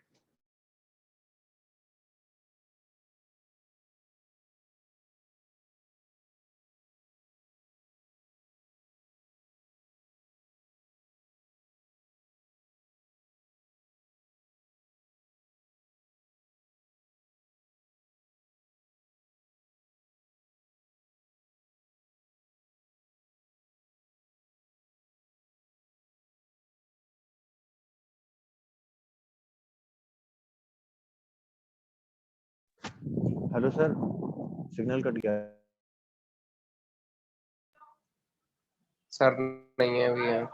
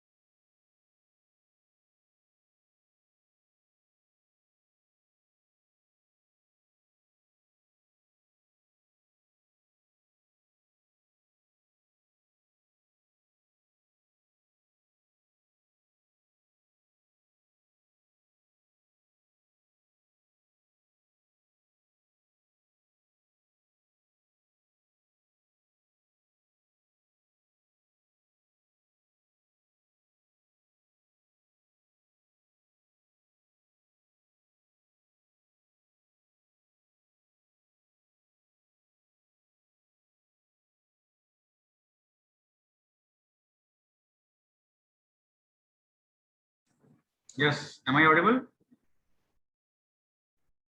yes sir. Actually net disconnect हुआ था, तो मैं बात कर रहा था नेस्टेड लूप की। हाँ, नेस्टेड लूप के बारे में ना। तो नेस्टेड लूप के लिए मैं पहले जरा सा पीपीटी पे आपको समझाता हूँ नेस्टेड लूप को। एंटर देता हूँ यहाँ पर, है ना।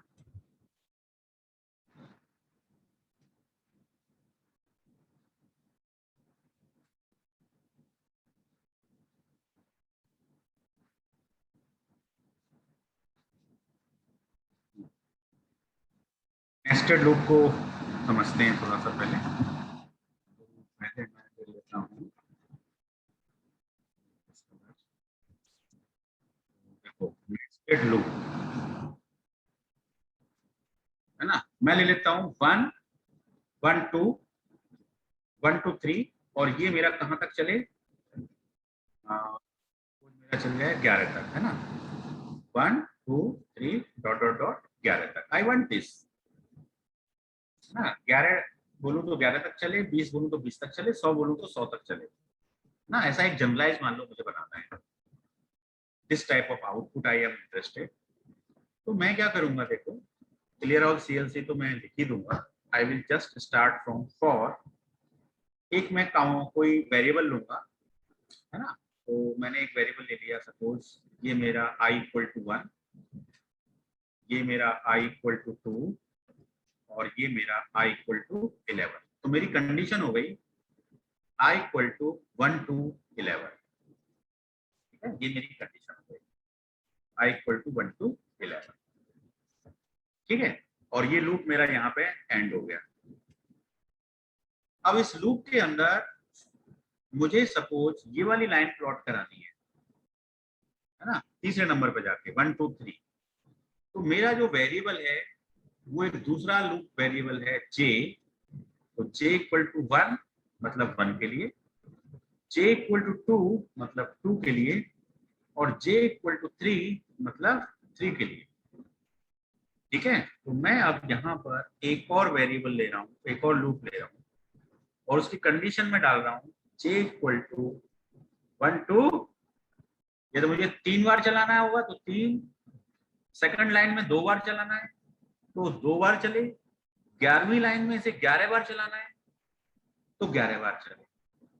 ठीक है, तो देखो इनिशियली i की वैल्यू कितनी है 1, तो पहली बार जब लूप चले अंदर वाला तो वो केवल एक बार ही चले, तो मैं लिख रहा हूं j equal to 1 to i, क्योंकि i की वैल्यू 1 है तो 1 to 1 मतलब एक बार लूप चलेगा। जब सेकंड टाइम में i की वैल्यू 2 हो जाएगी तो j इक्वल टू 1 to 2 हो जाएगा तो 2 बार लूप चलेगा।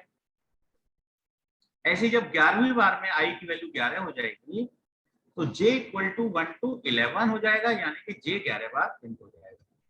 ठीक है, तो अब मैंने इसको भी एंड कर दिया। अब मुझे यहाँ पे कोडिंग करनी है, तो मैंने कोडिंग करना है तो मैं एक कमांड बता रहा हूँ आपको। एक कमांड होती है, आउटपुट कमांड कहते हैं उसको, fprintf। ठीक है, fprintf, it is A output command, it is A output command.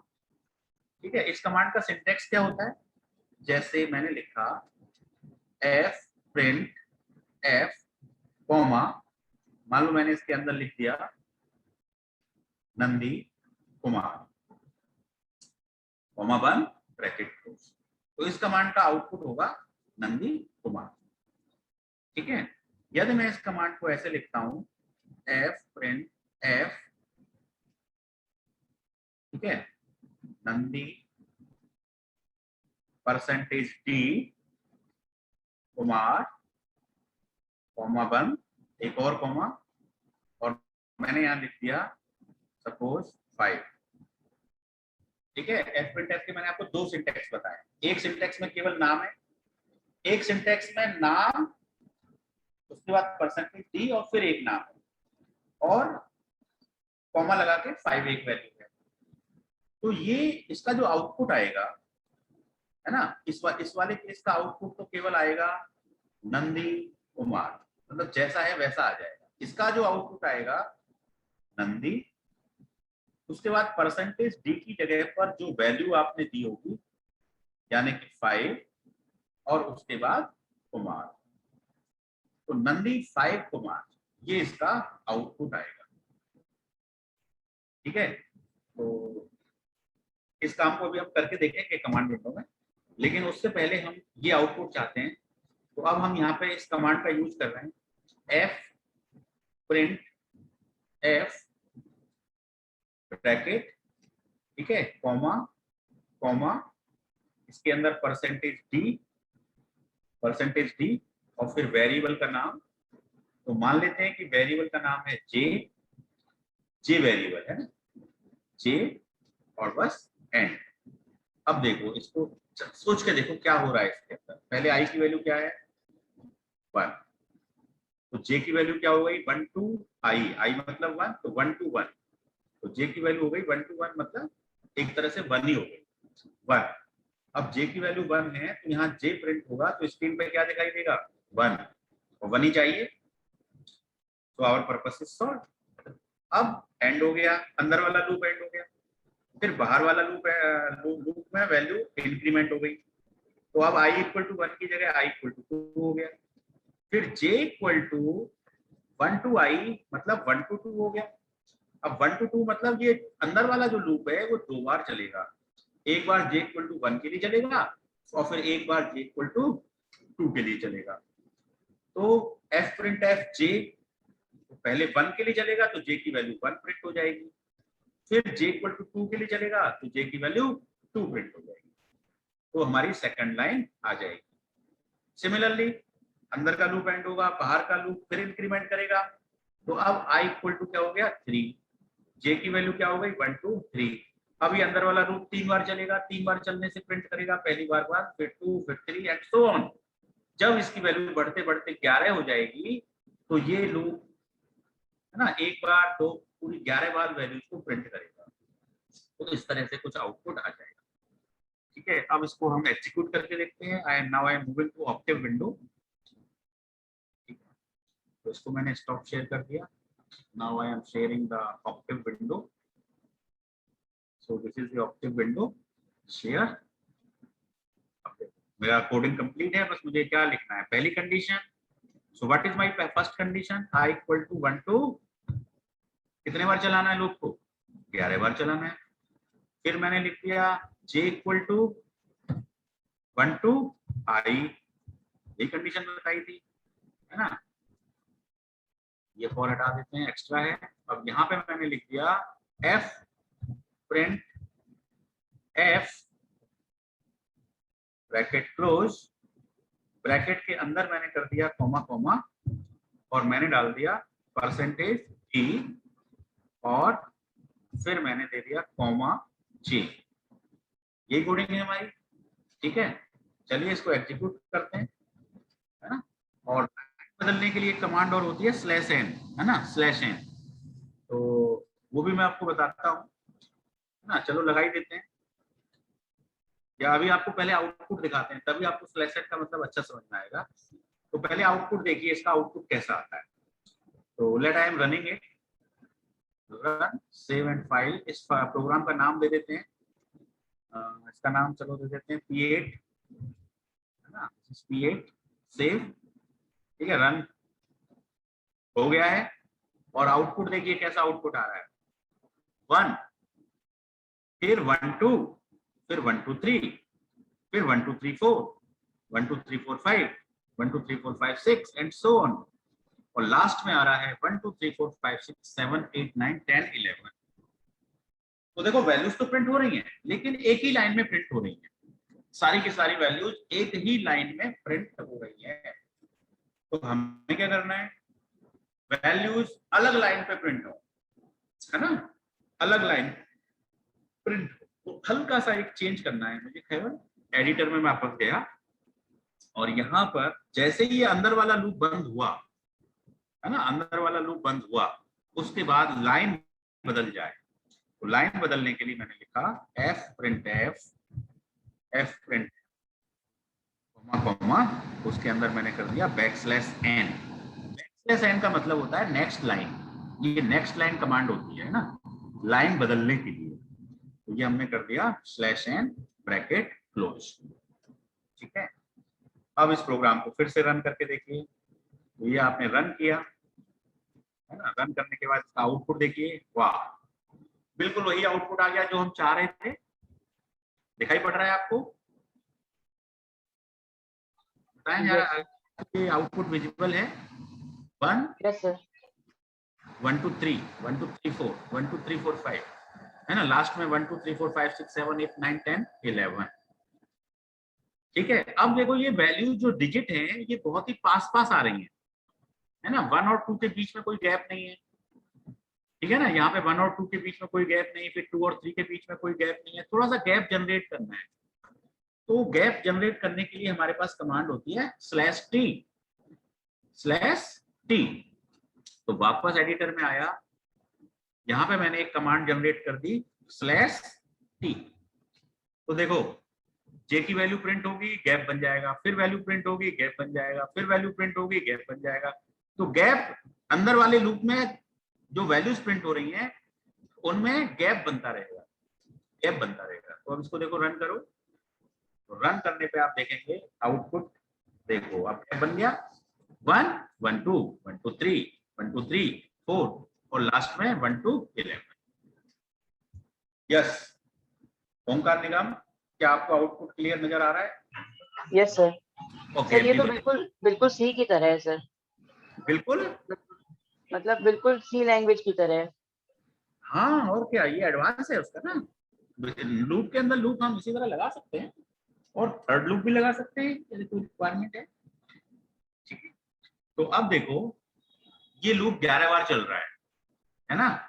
मान लो कि मैं इस लूप को यूजर की डिमांड पे रन करना चाहता हूँ, है ना, I want to run this loop on the user demand. यदि यूजर चाहता है कि 20 बार चले तो 20 बार चलेगा, 5 बार चले तो 5 बार चलेगा। ठीक है ना। ना। तो उसके लिए देखो एडिटर में मैं क्या चेंज कर रहा हूं, मैं यहाँ पे एक नंबर ले रहा हूं n, ठीक है, n, और n इक्वल टू मैं लिख रहा हूं इनपुट। एक इनपुट कमांड होती है जो रन टाइम पे इनपुट लेती है ना, command is used to take the input at run time. तो मैंने इसमें ब्रैकेट क्लोज किया। अब इनपुट कमांड का सिंटेक्स होता है कॉमा कॉमा, उसके अंदर मैंने लिखा एंटर एनी नंबर, मैंने इनपुट करा दिया n equal to input enter any number, ठीक है। अब मान लो n की वैल्यू यूजर ने दे दी 11, तो 11 बार चल जाएगा। n की वैल्यू दे दी 100, तो 100 बार चल जाएगा। तो अब मैं इस प्रोग्राम को जनरलाइज कर देता हूं, 11 हटा करके मैं लिख देता हूं n, जो भी वैल्यू n की है। चलिए इसको रन करते हैं। इसको रन किया। अब रन करने पर देखें कमांड विंडो में देखियो एंटर एनी नंबर, है ना, आपसे नंबर मांगी जा रही है। मान लो आपने नंबर दी 7, ठीक है, तो अब ये 7 बार लूप चलेगा। तो देखिए आपके पास आउटपुट आ गया 1 to 7।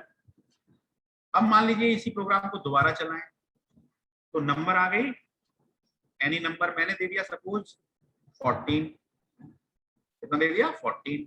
तो ये लूप 14 टाइम्स, ये देखिए 12 13 14, 1 2 3 4 5 6 7 8 11 12। So now the program is very much generalized. It will run so many times as the user enters the value. तो जरा बताइए कि आपको ये लूप क्लियर है, नेस्टेड लूप। यस इसमें हमने कई सारी चीजें समझी हैं। लूप के अंदर लूप है ना, 2 कंडीशन है। पहली कंडीशन 1 to n है, सेकंड कंडीशन 1 to i है, और हम j को प्रिंट करा रहे हैं। हम किसको प्रिंट करा रहे हैं? जे को। अब मान लो j की जगह हम i को प्रिंट करा दें, तो क्या आउटपुट आएगा? सर 1 1 1 1 1 और फिर जे तक पहली लाइन में क्या आएगा? 1 आएगा, दूसरी लाइन में 1 दूसरी 1 लाइन आएगा, में? तीसरी लाइन में 1 1 दूसरी लाइन में 1 क्या आएगा? 1 1। नहीं, दूसरी लाइन में 1 1 क्यों आएगा? सर i की वैल्यू तो 2 हो चुकी है ना। हाँ 2 आएगा सर, 2 सॉरी। हाँ, क्या आएगा दूसरी Yes, लाइन sir. में? 2 2 तो वो 2 2 आएगा Yes. वहां पे। बिल्कुल सही। इंक्रीमेंट नहीं होगा। दूसरी लाइन में क्या आएगा? 3 3 3। 3 हाँ, है ना। फोर्थ जो लाइन में नंबर होगा 4 उतनी बार रिपीट करेगा। हाँ देखो इसमें क्या है, यदि मैंने पहले यहाँ पे जे था, जे प्रिंट हो रहा था, तो जे की वैल्यूज प्रिंट हो रही थी, और जे की वैल्यू कंट्रोल हो रही है किसके हिसाब से? अंदर वाले लूप के हिसाब से कंट्रोल हो रही है, तो वो वैल्यू प्रिंट हो रही थी। अब वो लूप तो उतने बार चलेगा, लेकिन मैं जे की जगह पर आई को प्रिंट करा रहा हूँ। मेरी इच्छा है भाई, मैं जो भी लॉजिक में लगाना चाहता हूँ, तो मैंने आई को प्रिंट करा लिया, तो आई की वैल्यू प्रिंट होगी। अब आई की वैल्यू क्या है? 1, तो पहली लाइन में 1 आएगा। अब दोबारा में जब इंक्रीमेंट हो जाएगा तो आई की वैल्यू 2 है, तो यहाँ पे 2 प्रिंट होगा। कितने बार? 2 बार प्रिंट होगा, क्योंकि अंदर वाला लूप तो 2 बार चलना है। फिर जब आई की वैल्यू 3 हो जाएगी तो अंदर वाला लूप 3 बार चलना है, तो 3 बार आई प्रिंट होगा, 3 3 3। और जब 11वीं बार वैल्यू आई 11 हो जाएगी, तो ये 11 11 11 11 बार प्रिंट होगा, है ना। तो चलिए इसको रन करके देखते हैं। रन सर हाँ, एक सेकंड पूरा आउटपुट देख लें, फिर मैं आपकी बात सुनता हूँ। एंटर एनी नंबर, मान लो मैंने दे दिया 8, तो देखिए आउटपुट क्या है? 1 2 2 3 3 3 4 4 4 8 9। इसी कमांड को फिर चला दिया, मान लीजिए 11 बार दे दिया, तो देखो 11 11 11 11 बार प्रिंट हो गई। ठीक है, तो देखो मैंने केवल जे की जगह आई करने से मेरे प्रोग्राम में आउटपुट चेंज हो जाता है। कुछ भी चेंज करने से आपकी आउटपुट पे असर पड़ेगा। बी केयरफुल, वेरिएबल का ही तो है, कब कौन से वेरिएबल को प्रिंट कराना है, इट इज योर रिक्वायरमेंट। ठीक है, अब मान लीजिए मैं थोड़ा सा और इसमें बता दूं, एडिटर में ही गया। मान लो मैं ना तो आई को प्रिंट करा रहा हूं, ना मैं जे को प्रिंट करा रहा हूं। ठीक है, मैं तो केवल 56 प्रिंट कराना चाहता हूं, हर जगह 56 हो। क्या हो? 56 ही 56 हो हर जगह। तो देखो इसका आउटपुट चलाते हैं, let run it. Command window, enter any number, मान लो मैंने दे दिया 7, देखो ठीक है। दोबारा से इसको किया, रन किया, मैंने दे दिया 14, तो देखिए 56 56 56 आ गया सब जगह। ठीक है, so it is your requirement, what you are, what in which what you are interested. ठीक है, तो वापस मैं अब एडिटर में गया, 56 की जगह मैंने कर दिया 1 है, और 1 भी नहीं किया, मैंने एक नया वेरिएबल बना दिया लेट k इक्वल टू 1। ठीक है, और मैंने यहाँ पे k को प्रिंट कर दिया। अब ना तो i प्रिंट हो रहा है, ना j प्रिंट हो रहा है, k प्रिंट हो रहा है। k की वैल्यू क्या है 1, तो हर जगह 1 1 ही प्रिंट होगा। लूप तो उतने बार ही चलेगा, है ना, जितने बार आपने इनपुट वैल्यू की होगी, n की वैल्यू जो दी होगी। तो मैंने देखो इसको फिर से रन किया, है ना। रन करने पे कमांड विंडो मेरे से नंबर पूछ गई, मैंने कहा नंबर को 100 बार दे दिया, 100 बार लूप को चला दो। कितने बार चला दो?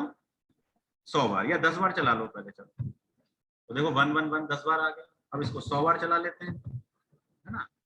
लूप रन किया, 100 बार चला दिया, रन कर दिया, देखो चलता ही जा रहा है, चल गया 100 बार।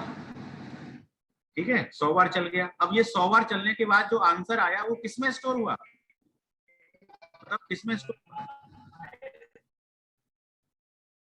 वो मैट्रिक्स थोड़ी है, ये तो आउटपुट है ना। फिर से चलाओ इसको, और मान लो इसको मैंने 8 बार चलाया, तो ये 8 आ गया। तो ये जो 1 से लेके ये 8 बार ये जो स्ट्रक्चर दिख रही है, क्या इसका कोई वेरिएबल बनाया आपका? वेरिएबल सर 1 के लिए, वो तो 1 के लिए है, लेकिन इस पूरे स्ट्रक्चर के लिए 1 1 1, ये जो पूरा ट्रायंगुलर टाइप का स्ट्रक्चर है, राइट एंगुलर ट्रायंगल, ये राइट एंगल ट्रायंगल लग रहा है ना, तो ये जो राइट ट्रायंगल है इसके लिए कोई वेरिएबल थोड़ी बनाया मैंने, ये तो आपका लॉजिक है, लॉजिक से आउटपुट इसके लिए नहीं बनाया। बिल्कुल। So this I have explained the nested loop. हाँ, एक कोई कुछ कहना चाह रहे थे बीच में, अब वो अपनी बात रखते हैं। मैंने कहा था ना, नंदी कह रहा था सर। हाँ बताओ नंदी, क्या कहना चाह रहे थे? हाँ सर, एस्काई टेबल यूज कर सकते हैं हम। कौन सी table? ASCII table. ASCII table? जैसे सर हम अगर मतलब रहता है ना कि 52 है तो ए आता है, अगर हम 52 दो लें तो एस्काई टेबल फॉलो होती है C++ में भी और सी में भी। हाँ, तो उस तरीके से हम इसमें एस्काई टेबल का इस्तेमाल कर सकते हैं। हाँ, लॉजिक तो कुछ भी लगा सकते हो भाई। देखो मैंने अभी वेरिएबल ही तो प्रिंट कराए हैं। अब मान लो आपके पास पहले से कोई टेबल है, कोई वैल्यू है, कोई वेक्टर है, उसमें से कोई वैल्यू उठाना चाहते हो, स्काई टेबल में से कोई वैल्यू उठाना चाहते हो, उसे कॉल कर लो तो वो प्रिंट हो जाएगी। That is possible. तो सर अच्छा, एक और डाउट है सर, ये एफ हाँ। प्रिंट एफ और डिस्प्ले में अंतर क्या है? वहां अंतर है, देखो एफ प्रिंट एफ का सिंटेक्स है कि आपको कॉमा कॉमा और फिर %d लगा सकते हैं इसमें आप, है ना, और वेरिएबल को प्रिंट कर सकते हैं, राइट। डिस्प्ले कमांड में क्या है कि वो उसका सिंटेक्स टोटली डिफरेंट है। जैसे कमांड विंडो पे देखें, मान लो कमांड विंडो पे मान लो मैंने लिखा डिस्प्ले, ठीक है, और डिस्प्ले के बाद मान लो मैंने लिख दिया सपोज कॉमा के अंदर, और मैंने ये ले भाई सर डिस्प्ले दिया सपोज, तो डिस्प्ले कमांड ऐसे राजकुमार प्रिंट कर देगी। देखो कुछ आ रहा है आंसर? सर डिस्प्ले स्पेलिंग गलत है ना, PLEY कर देते हैं इसको, ये आ गया। तो देखिए आंसर आ गया, डिस्प्ले राजकुमार, राजकुमार डिस्प्ले आ गया। अब मान लो इसी में मैं यहाँ पे राजकुमार 5 करता, तो राजकुमार जो कॉमा के अंदर मैं लिखूंगा वो आ जाएगा, वो आ गया। ठीक है, अब मान लो मैंने एक वेरिएबल बना दिया सपोज C इक्वल टू 90। ठीक है, अब मान लो मैंने कहा डिस्प्ले C, ठीक है, तो C तो एक न्यूमेरिक वेरिएबल है, तो डिस्प्ले की value print equal to 90, C की वैल्यू प्रिंट हो गई, करेक्ट। अब मान लो मैंने लिखा डिस्प्ले राजकुमार, ठीक है, और C, बताओ क्या होगा? राजकुमार भी आ गया, C भी आ गया। अब C की वैल्यू कितनी है? 90, तो क्या ये राजकुमार 90 देगा? यस और नो? नहीं देगा सर शायद। हाँ नहीं देगा, है ना। देखते हैं करके, एरर आ गई। ठीक है, तो बड़ा डिस्प्ले कमांड का लिमिटेड फंक्शन है। मान लो मैंने कॉमा कर दिया तब भी एरर है ना, कॉमा नहीं किया तब भी एरर है। तो केवल न्यूमेरिक है तो प्रिंट कर देगा, केवल स्ट्रिंग है तो प्रिंट कर देगा, कॉम्बिनेशन है तो ये प्रिंट नहीं करता। ठीक है, लेकिन fprintf कमांड आपको फैसिलिटी दे रहा है, थोड़ा उसका स्कोप वाइड है। fprintf का स्कोप वाइड है। जैसे मान लीजिए मुझे लिखना था राजकुमार, है ना, कॉमा में बंद कर दिया, बंद। अब तो कोई अंतर नहीं है, जैसे डिस्प्ले आउटपुट दे रहा था वैसे ही fprintf भी आउटपुट दे रहा है। ये देखो, इसका भी आउटपुट राजकुमार आ गया। ठीक है, और दूसरी चीज और है, डिस्प्ले कमांड साथ में वेरिएबल का भी नाम लिख के दे रहा है। यहाँ पे आपको वेरिएबल का नाम कुछ नहीं लिख के आ रहा है, सीधे सीधे आपका राजकुमार लिख के आ गया। ठीक है, डिस्प्ले से भी वही आया था जब वेरिएबल नहीं दिया था। जब हम न्यूमेरिक वैल्यू देंगे तो साथ में वेरिएबल का नाम लिख के आ रहा है। अब मान लो इसी कमांड को मैंने ऐसे लिखा fprintf राजकुमार, कॉमा के अंदर ही लिख दिया मैंने 5, राजकुमार देगा। अब मान लो मैंने इस कमांड को लिखा 5, कॉमा के बाद में फिर एक कॉमा लगा करके और मैंने लिखा c, और इस c को मैं किसी मनचाही जगह पे प्रिंट कराना चाहता हूँ। मान लो इस 5 की जगह पे प्रिंट कराना चाहता हूँ, तो मैंने लिखा परसेंटेज डी। हाँ, तो अब ये c की वैल्यू परसेंटेज डी के स्थान पर प्रिंट हो जाएगी। तो आप देखिए आंसर इज राजकुमार। ठीक है, तो मेरे ख्याल से अब क्लियर हो गया होगा। fprintf का स्कोप थोड़ा सा वाइड है और डिस्प्ले का जो स्कोप है वो थोड़ा सा लिमिटेड स्कोप।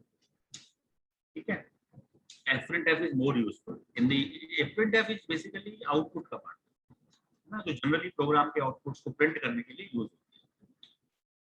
तो ये नेस्टेड लूप के बारे में हो गया। और हमारा तो सर हम अगर डिस्प्ले में भी परसेंटेज डी और कॉमा सी नहीं डाल सकते? करके देख लो, है ना, करके देख लो, उसमें कोई परेशानी नहीं है। डिस्प्ले राजकुमार और यहाँ मैंने डाल दिया percentage D, press enter. Name must be string. ठीक है, ये लेगा ही नहीं, इसका सिंटैक्स में ही नहीं है इस तरह से। ठीक है, so that's why the scope of display is limited. Thank you. अब हम जरा सा पीपीटी पे चल रहे हैं वापस, ना 1-2 मिनट और लूंगा आपका बस, तो क्लास एंड कर। Visual to you, PPT is visual, yes, है ना। तो देखिए थोड़ा सा हम रिकैप कर लेते हैं बस। पहले तो मैं स्लाइड को क्लियर कर दूं, क्लियर होगा। तो देखो कलर चेंज कर देता हूँ।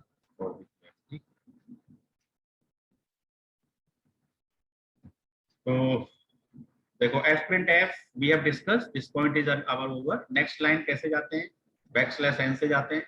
This point is also over. Space between two words, तो स्लैश टी से जाते हैं। हमने गैप बनाया था ना, 1 और 2 के बीच में gap. Yes sir, yes sir, है ना, तो ये स्लैश टी से जाते हैं। तो space is also over. Differentiation through octave, that we have already done exercise. Integration with octave, that we have also done. And symbolic toolbox, that also we have done. Package, load, symbolic. ये command जरूर execute करिएगा symbolic पे काम करने से पहले। pkg, load, symbolic. ठीक है, तो ये कंप्लीट हो चुका है। उसके बाद नेस्टेड लूप, इस पे हमने काम कर लिया है। 3 तरह से आउटपुट हमने ले लिए हैं, है ना, कई तरह के आउटपुट हमने देख लिए। 1 1 2 3 या 1 2 2 3 3 3, इस तरह से काफी आउटपुट देख लिए। अब ये वाला जो पार्ट है, mass spring damper total system, इस वर्क को हम लोग करेंगे कल। ठीक है, तो आप कोई डाउट हो तो बता दीजिए, अभी मैं क्लास है। Hello hello sir. हाँ यस, हेलो सर, मुझे पूछना था सर, मेरे में सर एनाकोंडा भी इंस्टॉल है, तो सर उसकी लाइब्रेरी और ऑक्टेव की लाइब्रेरी सर मैच हो रही बार बार उसमें, तो फिर एरर आ रही है प्रोग्राम्स में। इसको सर कैसे ठीक कर सकते हैं? फिर से बताओ क्या एरर आ रही है, मतलब क्या क्या किया? सर मैं ये कह रहा हूँ सर, मैं एनाकोंडा यूज कर रहा हूँ प्रोग्रामिंग सीखने के लिए, तो उसके साथ जो पाइथन की लाइब्रेरी है और जो ऑक्टेव की लाइब्रेरी है वो एक साथ मतलब मिक्स हो रही है उसमें, तो जो प्रोग्राम बन रहे हैं किसकी लाइब्रेरी? एक तो ऑक्टेव की लाइब्रेरी और दूसरी पाइथन की लाइब्रेरी। एनाकोंडा वाली। नहीं, पाइथन के प्रोग्राम को क्लोज रखिए आप उस वक्त। नहीं सर, क्लोज तो रखा है, उसको क्लोज तो रखा है, लेकिन जो लाइब्रेरी है वो लाइब्रेरी मैच हो रही बार बार उसमें। तो कोई भी प्रोग्राम रन होता है तो पहले एरर दे देता है। इसको सर कैसे ठीक कर वो एरर सकते हैं? किसी और वजह से होगी। आप मुझे ऐसा करना, आपने कुछ कोडिंग की होगी या कमांड लाइन पे कुछ कमांड लिखी होगी आपने, यस सर। तो वो मेरे को आप स्क्रीनशॉट भेज दो कि आपने क्या कमांड लिखी है। तो उस कमांड के सिंटेक्स में कोई एरर होगी तो मैं देख के बता दूंगा कि इसमें कहाँ क्या छूट गया है। Okay sir. ठीक है, हाँ, वो मुझे स्क्रीनशॉट भेज देना व्हाट्सएप। ठीक है sir, thank you sir. Okay okay, welcome, thank you very much.